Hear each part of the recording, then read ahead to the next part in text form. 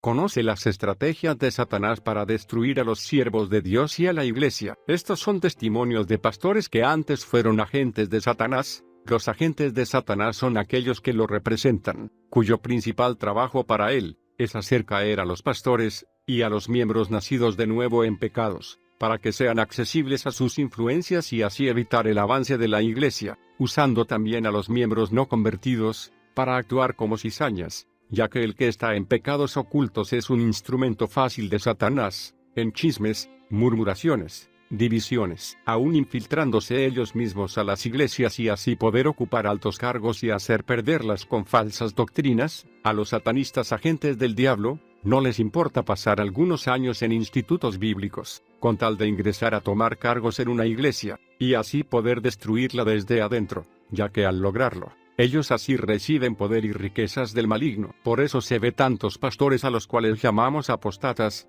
pero somos tan inocentes que no nos damos cuenta que nunca fueron de nosotros, ya que con ese propósito entraron a la iglesia, y debido a eso es importante pedir a Dios la visión espiritual para descubrir a los agentes infiltrados del enemigo. Uno que es verdaderamente de Cristo nunca va a causar divisiones, ni dirá chismes, pues el temor de Jehová está en él, que le hace temblar de solo pensarlo, y solo de estos tiembla el diablo, pues tienen la autoridad de Dios ya que representan a Cristo, y las puertas del infierno no pueden contra ellos. Y como Satanás no se puede acercar a los verdaderos hijos de Dios, por el fuego que está en ellos, usa a sus agentes para hacerlos caer en pecado. Pero el creyente solo estará firme si pone su confianza al 100% en el Señor y así nunca va a caer, ya que Él es su protección y es Él quien avergüenza a sus enemigos. Porque no es con ejército, ni con fuerza, sino con mi espíritu, ha dicho Jehová de los ejércitos. Porque si andas en santidad, no hay diablo ni agente satánico que te pueda tocar,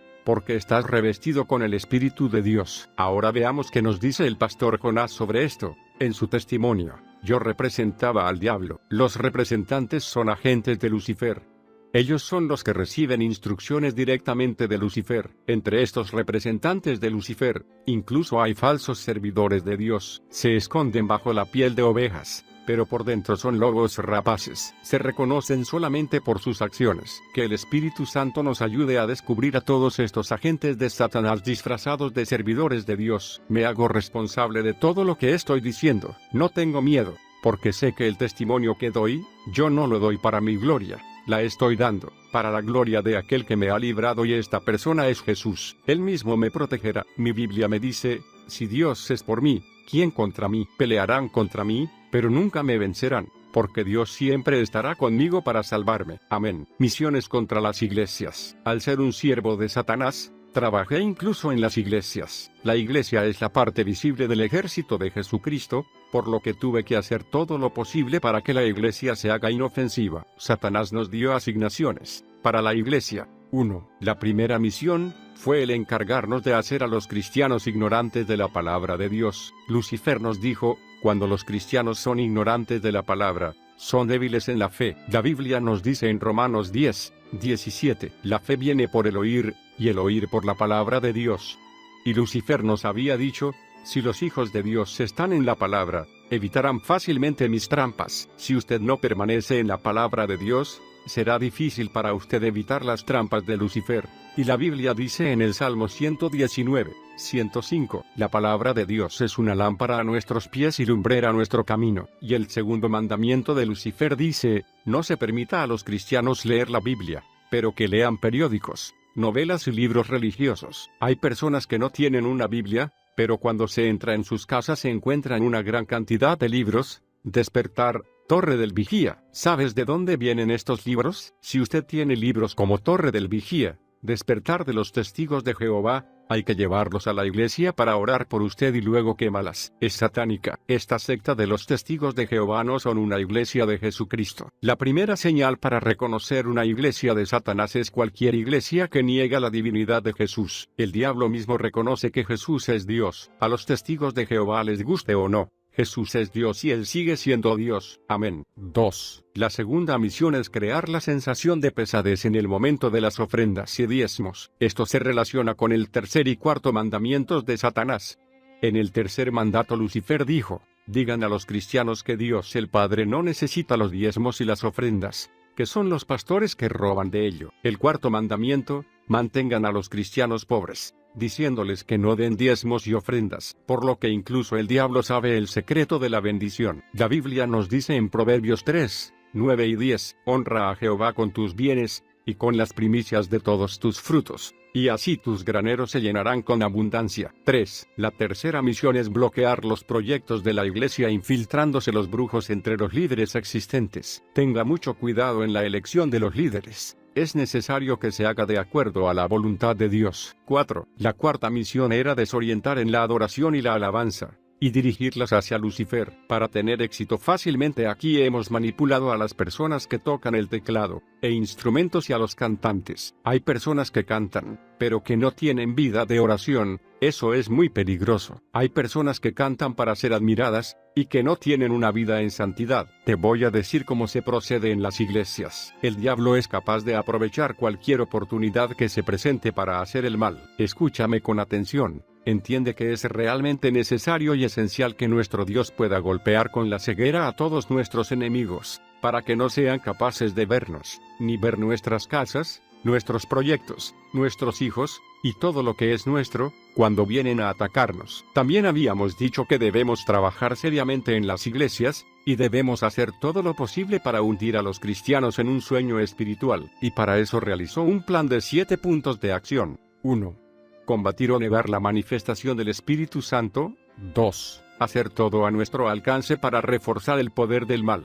3. Hacer todo lo posible para introducir la homosexualidad en el mundo en el plano horizontal y vertical. 4. Hacer todo lo posible para convertir la Biblia en una dirección equivocada. 5. Influir en el mundo de los negocios. 6. Hacer todo para detener la ofrenda y el sacrificio diario. 7. Hacer todo lo posible para introducir la competencia así como la moda en la iglesia. Lucifer nos dijo: los cristianos se han convertido en poderosos debido a su fe firme en este hombre. Entonces tenemos que hacer todo para debilitarlos, porque una vez que son débiles en la fe, no pueden complacer a su Dios, de acuerdo con lo que se dice en Hebreos 11, 6, que sin fe es imposible agradar al Señor. Él nos dio sus 10 mandamientos. Cuando somos hijos de Dios y estamos en una buena relación o en perfecta comunión con Dios, nos da sus armas, las armas espirituales. Con estas armas, podemos descender incluso en el mundo de Satanás para derribar las prisiones de Lucifer y recuperar todo lo que Lucifer ha escondido en ese mundo. Pero para hacer una buena guerra espiritual, debemos poner primero a un lado todas las armas carnales. Hay gente que le gusta luchar contra los brujos con insultos. No es debido a los insultos que el brujo tendrá miedo de ti, no por tu estatus social que los brujos tendrán miedo de vosotros. Los brujos tendrán miedo si solo dejas todas las armas carnales y tomas las armas espirituales, armas que el Espíritu Santo nos da. Ahora lo que dijo el hermano Emmanuel Amos en su testimonio, con respecto a su trabajo contra la iglesia de Dios. Cuando era agente de Satanás, como Satanás lucha contra los cristianos, porque no tenemos lucha contra sangre y carne, sino contra principados, contra potestades, contra los gobernadores de las tinieblas de este siglo, contra huestes espirituales de maldad en las regiones celestes. Efesios 6, 12. La lucha contra los cristianos. Tras la orden de Lucifer para luchar contra los cristianos, nos hemos reunido y hemos programado las siguientes formas de ataque. 1. Por causa de enfermedades. 2. Causar esterilidad. 3. Causar somnolencia o sueño en la iglesia. 4. Causando confusión en la iglesia. 5. Provocando la tibieza de la iglesia. 6. Hacer a los cristianos ignorantes de la palabra de Dios. 7. Por el mundo de la moda y la emulación o copia del mundo. 8. Atacar físicamente. Me gustaría explicar más. 2 formas, entre todos aquellos que son mencionados. Los ataques en el plano físico. Gracias a la televisión que me había sido dado, podía reconocer a los cristianos nacidos de nuevo. Nosotros no luchábamos con los hipócritas porque ya nos pertenecían. Solíamos enviar nuestras chicas jóvenes primordialmente en las iglesias grandes. En la iglesia masticaban chicle, hacen gritar a un niño. Se hacía todo lo que podía distraer a la gente de escuchar la palabra de Dios. Ellos también podrían decidir entrar en lo espiritual y empujar a las personas a un sueño del cuerpo durante la predicación. En cuanto veían que alguien estaba escuchando la prédica con atención, lo esperaban a la salida de la iglesia. Tan pronto como esta persona salía de la iglesia, una de nuestras chicas la saludaba e incluso le daba un regalo. siendo algo que siempre quiso la persona, pareciendo muy agradable. Ella hacía todo lo que podía, hasta que la persona, antes de ser consciente, había olvidado acerca de lo que había aprendido en la iglesia. Pero si fuese un verdadero cristiano, una de las chicas se apresuraba después de la reunión para saludarlo, demostrándole el deseo de conocer su casa, con el pretexto de que recién había llegado y que no conocía a muchos cristianos. Es llevarlo a casa. Ella se apresura a comprar plátanos y el cristiano lo toma por un gesto de amor fraternal. Ella continúa sus visitas hasta que alcanza a apagar la luz de Cristo en la vida del cristiano. Entonces deja de ir. En las iglesias y comunidades vivas, el trabajo principal consistía en desalentar a los cristianos para leer y estudiar la palabra de Dios. Y así los cristianos eran ignorantes de su autoridad y de las promesas de Dios. En lugares donde tenían lugar las cruzadas evangelísticas, estas chicas fueron enviadas a provocar desacuerdos y disputas. Como se reconocen a los cristianos, el cristiano nacido de nuevo, no se reconoce por el hecho de que lleva una Biblia o por el número de reuniones a las que asistió. Es reconocido en el mundo espiritual por la luz que brilla como un candelabro muy brillante en su corazón, o como un círculo de luz alrededor de su cabeza, o como un muro de fuego a su alrededor. Cuando un cristiano se mueve, vemos ángeles caminar con él, uno a su derecha, otro a su izquierda y otro detrás. Por eso, es imposible acercarse a él. La única manera de poder apagarlo es empujar al cristiano a caer en pecado, que abra una puerta a través del cual podamos entrar. Cuando un cristiano conduce un auto y queremos hacerle daño, vemos que no va solo en el coche. Siempre hay un ángel a su lado. Oh, si los cristianos sabrían solamente lo que Dios tiene reservado para ellos, no jugarían con el pecado o vivirían de forma despreocupada. Los ataques que realizan, para que los cristianos sean descarriados. Como presidente designado por Lucifer, estaba enviando a estas chicas jóvenes en iglesias y comunidades vivas. Estas chicas estaban bien vestidas. Después de la predicación, tenían la costumbre de ir al llamado y acercarse al podio, afirmando haber recibido a Cristo y pidiendo oración. Al final de la reunión o el servicio, se quedaban allí, esperando al predicador que, por supuesto, estaba muy contento de tener estos nuevos conversos. Estos supuestos convertidos incluso podían seguir al predicador a su casa. Si este predicador no tiene el espíritu de discernimiento,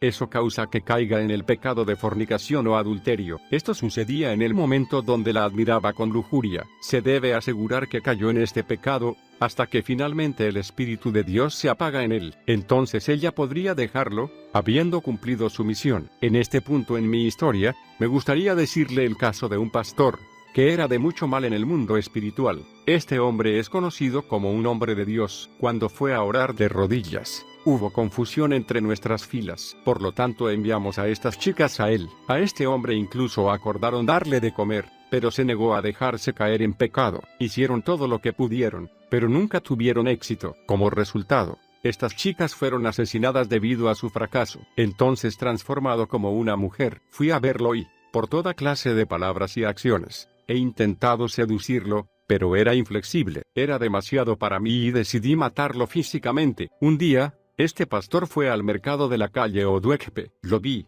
y cuando se inclinó a pagar ciertos productos, por el poder de mi voluntad, hice desviar un camión lleno de bidones de aceite para penetrar el mercado donde estaba este hombre. El camión golpeó con fuerza un poste de alta tensión y cayó en el mercado, matando a muchas personas. Pero este pastor escapó de la muerte. ¿Cómo se salvó? Fue un milagro. Otro día lo vi caminando en la dirección de la ciudad de Enkepor. Otra vez, por mi voluntad, lancé contra él para matarlo. Un camión cargado con ñames, pasando por la carretera. El camión fue directo a la calle del cementerio nuevo, matando muchas personas. Pero este pastor se salvó otra vez. Después de este segundo intento, nos dimos por vencidos. Aún está vivo, aún cristiano.